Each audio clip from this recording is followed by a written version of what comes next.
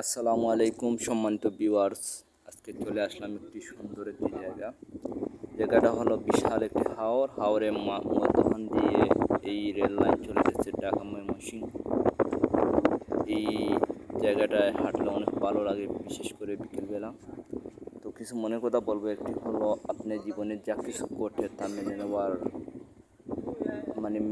নিতে শিখুন। দেখবেন আপনার জীবনে অনেক কিছু আপনি নিয়ন্ত্রণ করতে পারছেন। সাথে সাথে আপনার জীবনে অনেক কিছু, যেমন পারিবারিক সমস্যা, এটা এমন একটি সমস্যা যেটা আসলে কাউকে বলা যায় না।